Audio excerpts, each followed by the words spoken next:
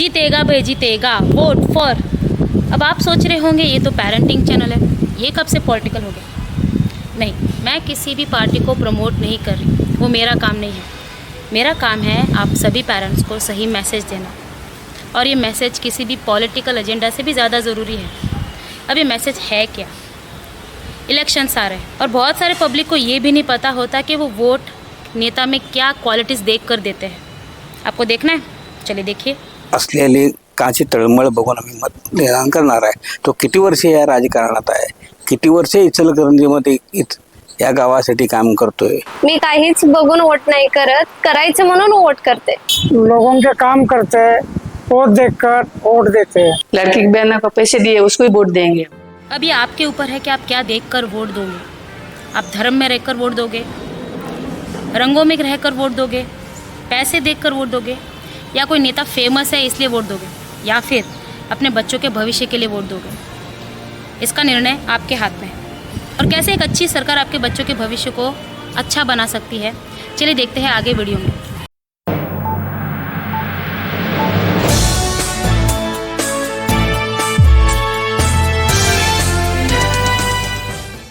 ये video start करने से पहले मेरी सभी से रिक्वेस्ट है कि इस वीडियो को न्यूट्रल रहकर देखें, क्योंकि इस वीडियो में हम भारत माता की तारीफें कम करेंगे और असली मुद्दों को, असली प्रॉब्लम्स को आपके सामने रखेंगे, जो कि हर मिडिल क्लास फैमिली आज फेस कर रही है। ऐसे प्रॉब्लम्स जो मीडिया आपसे छुपाती है और गवर्नमेंट भी इसके ऊपर पर्दा रखती है, और हम भी धीरे धीरे इसे नज़रअंदाज कर देते हैं।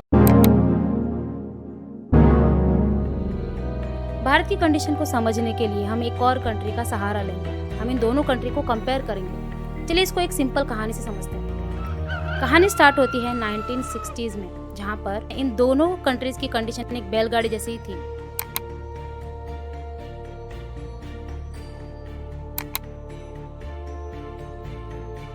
या ऐसे कहे कि जो दूसरी कंट्री थी, इसकी हालत तो भारत से भी बहुत खराब थी। यहाँ पर ड्रग एडिक्शन, भूखमरी, गरीबी, बेरोजगारी और ना जाने क्या क्या प्रॉब्लम्स थे। लेकिन समय के साथ ये जो दूसरी बैलगाड़ी है, ये कब फरारी बनकर भारत से आगे बढ़ जाती है पता ही नहीं चलता। अब ये कंट्री कौन सी है, आप चाहो तो गेस कर सकते हो। वीडियो को पॉज करें और अपना आंसर कमेंट सेक्शन में लिख सकते हो। अब वापस लौटते हैं कहानी में। जो ये फरारी वाली कंट्री थी, इन्होंने ऐसा क्या किया कि 25 सालों में ही ये भारत से बहुत आगे चला गया। दरअसल वहाँ के लोगों ने एक ऐसा नेता चुना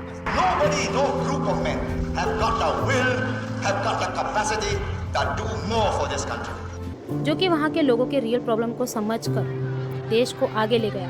In a sort of more an aesthetic design sense, that there are tremendous opportunities in this area to make something fine of the Singapore of the future. इस गवर्नमेंट को पता था कि अगर देश की तरक्की करनी है तो बच्चों पर ध्यान देना जरूरी है। इसलिए उस सरकार ने बच्चों को बेस्ट एजुकेशन दिया, बेस्ट हेल्थ दी, जॉब सिक्योरिटी और सेफ्टी प्रोवाइड की। तभी वो देश भारत से बहुत आगे चला गया। आज ये देश एशिया का नंबर 1 पोजीशन पे है और सबसे अमीर देश है। वहाँ के हर 6 में से एक परिवार आज करोड़पति है, और वही परिवार बहुत सारे रोजगार दे रहा है। यही दूसरी ओर भारत है। ऐसा नहीं कह रही कि भारत ने कुछ तरक्की नहीं की, भारत ने बहुत तरक्की की है। मुझे इंडियन होने पे प्राउड फील होता है। लेकिन जितने रिसोर्सेज भारत के पास अवेलेबल है, जितने टैलेंटेड लोग भारत के पास है, अगर सरकार सही से गौर करे और सही से ध्यान दे तो ये देश दुनिया में नंबर 1 बन सकता है। तो आज क्या कंडीशन है? आज इस देश के मुकाबले ये देश बैलगाड़ी ही लगेगा। आज भारत में 1% लोग करोड़पति हैं और 99% लोग आज भी पैसे कमाने के लिए स्ट्रगल कर रहे हैं, अपनी लाइफ को बेहतर बनाने के लिए स्ट्रगल कर रहे हैं। चलिए शॉर्ट में कहते हैं, भारत एक रिच कंट्री है बट विथ पुअर पीपल। क्या ये गवर्नमेंट आपके बच्चों को वो क्वालिटी एजुकेशन दे रही है जैसा उन्हें मिलना चाहिए? चलिए अब जानते हैं और ये समझते हैं कि एक गलत सरकार चुनने से आपके बच्चों का भविष्य कैसे बिगड़ सकता है।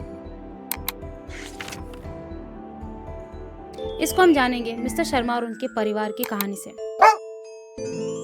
मिस्टर शर्मा अपने बच्चे राहुल को बेस्ट एजुकेशन देना चाहते हैं, इसीलिए वो उसका एडमिशन प्राइवेट स्कूल में करना चाहते हैं। और उनके पास दूसरा कोई रास्ता भी नहीं है, क्योंकि गवर्नमेंट स्कूल की हालत तो आपको पता ही होगी। पिछले ही साल गवर्नमेंट ने 61,000 स्कूल्स को बंद किया, और जानते हैं इसका फ़ायदा कौन उठाता है? आप शायद समझ गए होंगे। इसका फायदा उठाती है प्राइवेट स्कूल्स। मिस्टर शर्मा जब एडमिशन करा रहे थे तब उनको ये पता चला कि स्कूल यूनिफॉर्म स्कूल से ही खरीदना है, स्कूल शूज वो भी स्कूल से ही लेना है, स्कूल बुक्स वो भी स्कूल से ही लेना है। इतना फी, शिक्षा तो अच्छी है ना। और वो एजुकेशन, हाँ उसके लिए आप एजुकेशन के लिए ट्यूशन लगवा लीजिए। ये एक्सपीरियंस आप सभी को आया होगा। अगर आया है तो हमें कमेंट सेक्शन में इसके बारे में ज़रूर लिख के बताइए। राहुल प्री स्कूल से हाई स्कूल चला जाता है। राहुल को टेक्नोलॉजी में बहुत ही इंटरेस्ट था, जैसे कि AI और मशीन लर्निंग। एक दिन वो स्कूल में टीचर को इसके बारे में पूछता है,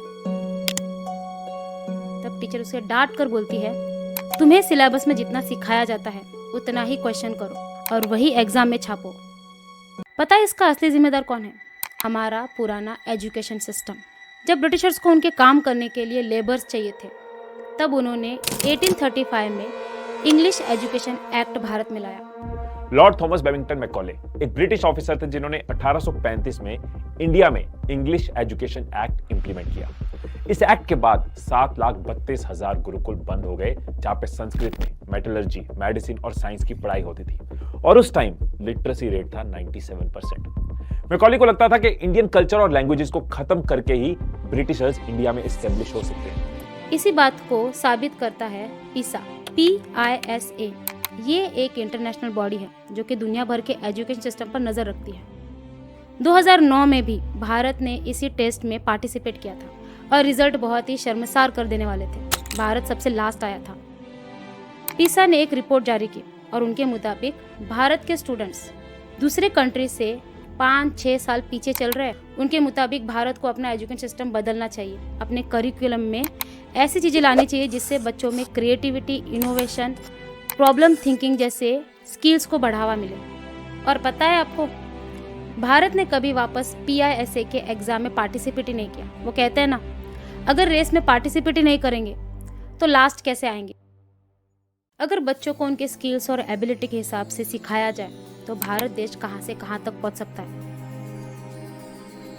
इसी बात को साबित करता है महाभारत, वही महाभारत जिस पर हर किसी को गर्व है, लेकिन पता नहीं इससे लोग सीखते क्यों नहीं। गुरु द्रोणाचार्य ने अपने शिष्यों को उनके एबिलिटी और स्किल के हिसाब से ज्ञान दिया, जैसे कि अर्जुन को धनुर्विद्या सिखाई, भीम को गदा सिखाई, नकुल और सहदेव को तलवारबाजी और युधिष्ठिर को उसके ज्ञान के मुताबिक शास्त्रों का और धर्मों का ज्ञान दिया। खैर ये तो पुरानी बात है, आज पे आते हैं। आज हम कॉमर्स, साइंस और आर्ट्स के अलावा बच्चों को कुछ ऑप्शन ही नहीं देते। चलिए अब राहुल की लाइफ में वापस लौटते हैं। राहुल अभी रट्टा मारो सिस्टम को अपना चुका है और वो रट्टा मार के ही मार्क्स के पीछे भाग रहा है। एक वक्त बाद उसके पेरेंट्स का ट्रांसफर होता है और ऐसी जगह ट्रांसफर होता है जहाँ पर प्राइवेट स्कूल्स नहीं हैं, खाली गवर्नमेंट स्कूल्स हैं। उसके पास भी दूसरा ऑप्शन नहीं बचता। आपको पता है आज के गवर्नमेंट स्कूल्स की हालत कितनी खराब है, क्योंकि भारत सरकार अपने GDP का केवल 2.9% ही एजुकेशन पर खर्च करता है। उस 2.9 में infrastructure, teachers appointment, teachers development, students को फैसिलिटी, ये सब खर्चा इंक्लूड है। तो कैसे भारत आगे बढ़ेगा, जबकि यूनेस्को जो कि इंटरनेशनल बॉडी है एजुकेशन पर ध्यान रखती है, उनके मुताबिक हर कंट्री को 4 to 6% GDP का एजुकेशन पर खर्च करना चाहिए। तो अब आप ही सोचिए कैसे भारत एजुकेशन में आगे बढ़ेगा। लेकिन भारत में एक ऐसे स्टेट गवर्नमेंट है जो कि एजुकेशन को बहुत ही इम्पोर्टेंट मानती है। स्कूल में जो आज फैसिलिटी आई है ना, सच में ही स्कूल में प्राइवेट से बढ़कर आज हमारी बेटी 5th में है। गर्ल्स स्कूल का अगर फर्नीचर जो देख लेना, DPS वाले भी देख ले, चाहे कोई भी देख ले, मैं कहता हूँ ऐसा किसी में स्कूल में नहीं मिलेगा। उन्हें कुछ सालों में ही गवर्नमेंट स्कूल को एक प्राइवेट स्कूल जैसा रूप दे दिया। उनके स्कूल मॉडल को स्टडी करने के लिए US से टीचर्स आए थे। ये स्टेट गवर्नमेंट अपने GDP का 25% एजुकेशन पे स्पेंड करती है।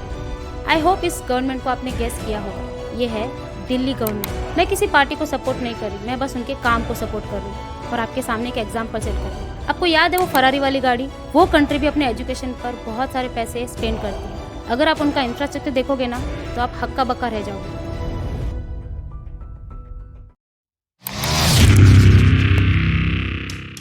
राहुल ने जैसे तैसे करके ग्रेजुएशन कर लिया और इंजीनियरिंग की डिग्री भी हासिल कर ली। अब बात थी अच्छी सी जॉब ढूंढने की। इसमें भी राहुल को बहुत सारे स्ट्रगल फेस करने पड़ रहे थे। बहुत सारे इंटरव्यूज दिए लेकिन हर बार रिजेक्ट। क्यों? भारत तो इतना बड़ा देश है, एक जॉब तो आसानी से मिल सकती है, रियलिटी में नहीं मिल सकती।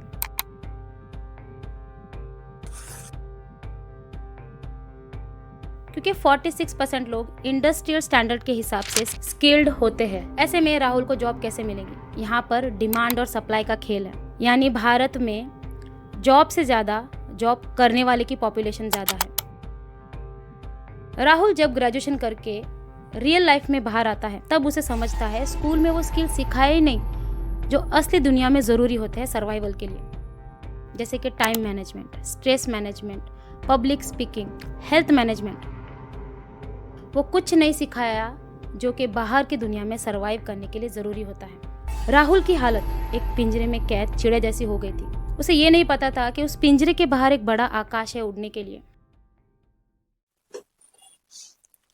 क्या ये गवर्नमेंट आपके बच्चों को वो हेल्थ केयर दे रही है जैसे उन्हें मिलनी चाहिए?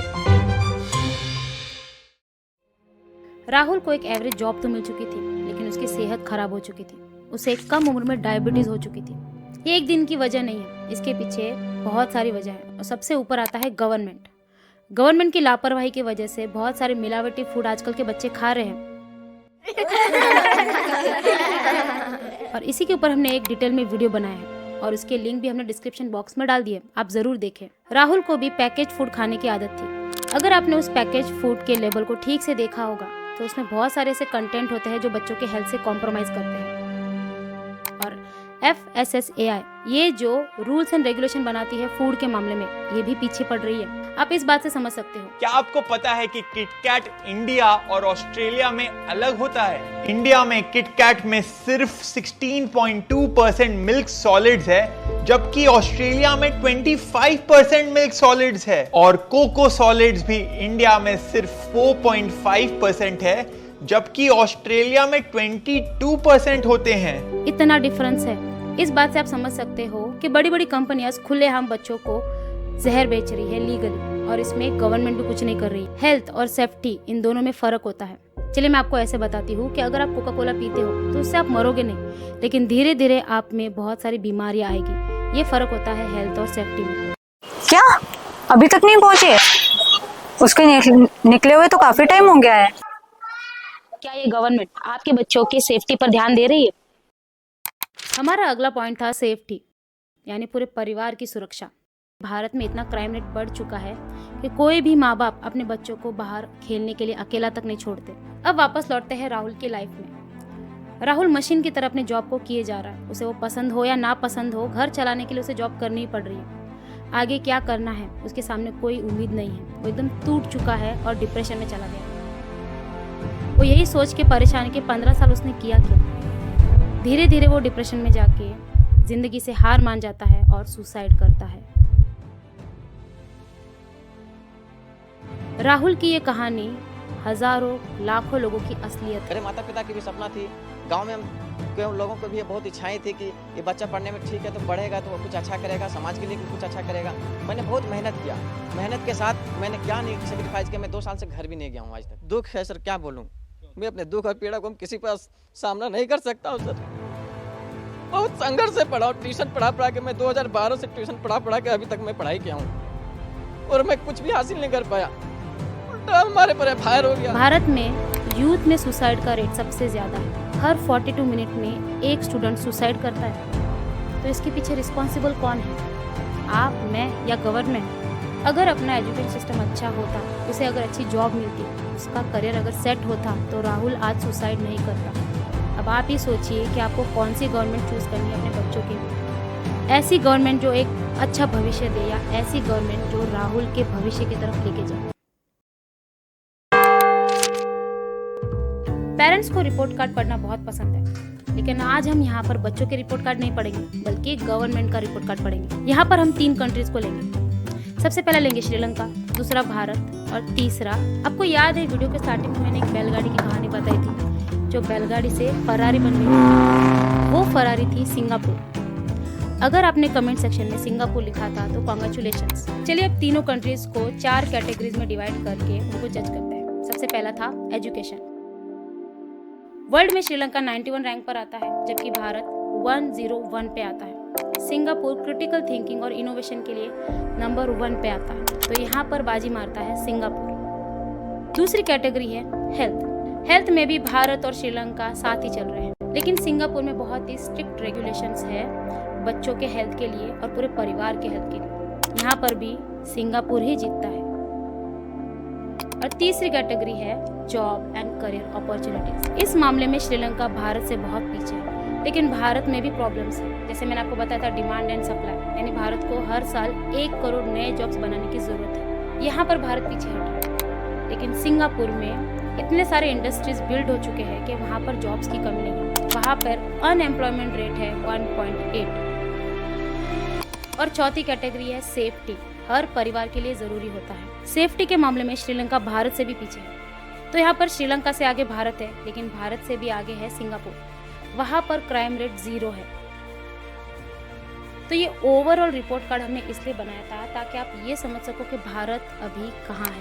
हर परिवार चाहेगा कि वो अपने बच्चों को ये 4 चीज़ें दे, और इसमें गवर्नमेंट का बहुत ही बड़ा सपोर्ट लगता है। तो अभी आप भी सोचिए कि एक सही गवर्नमेंट चुनना क्यों ज़रूरी है।